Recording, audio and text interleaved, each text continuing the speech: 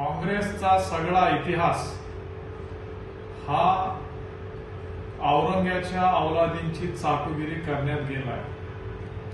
जनतेसाठी काम करण्यापेक्षा ह्यांना एकाच घराण्याच्या मागे पुढे करण्यात आणि त्या एका घराण्यासोबत निष्ठा ठेवण्यामध्येच इंटरेस्ट असतो। आजचे काँग्रेस अध्यक्ष ते प्रदेशाध्यक्ष असून देखील त्यांना राज्यात तर कोणी ओळखत नाही, पण स्वतःच्या पक्षामध्ये पण कोण ओळखत नाही।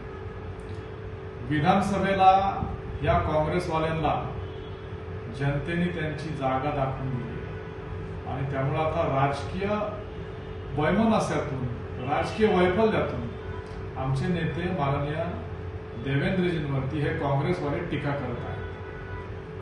जेव्हा स्वतःच्या पक्षात कुठलं स्थान मिळत नाही, माध्यमांमध्ये प्रसिद्धी भेटत नाही, तेव्हा फक्त आमचे नेते देवेंद्रजी फडणवीस यांच्यासारख्या यशस्वी आणि सक्षम नेत्यांवरती आरोप करून चर्चेत राहण्याचा प्रयत्न केला जातो।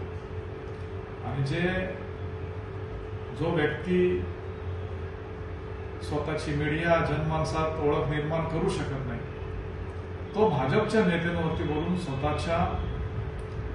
स्वतःला प्रकाश झोतामध्ये आणण्याचा केविलवाना प्रकार करत आहे।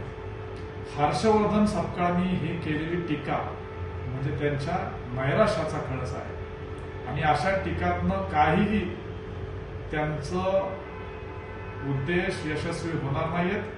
त्यांनी पहिल्यांदा त्यांचा जिल्हा सांभाळावा। त्यांच्या स्वतःच्या जिल्ह्यामध्ये त्यांना कार्यकर्ते काँग्रेसमधून सोडून चाललेत।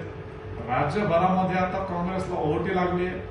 काँग्रेसचे कार्यकर्ते काँग्रेसमध्ये राहायला तयार नाहीत, सपकाळांचं नेतृत्व मानायला तयार नाहीत।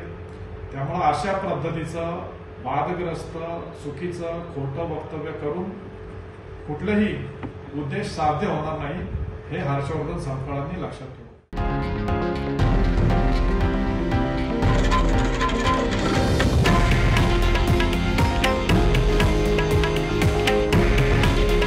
हे आहे देशातील नंबर 1 न्यूज नेटवर्क आणि आपण पाहत आहात TV9 मराठी।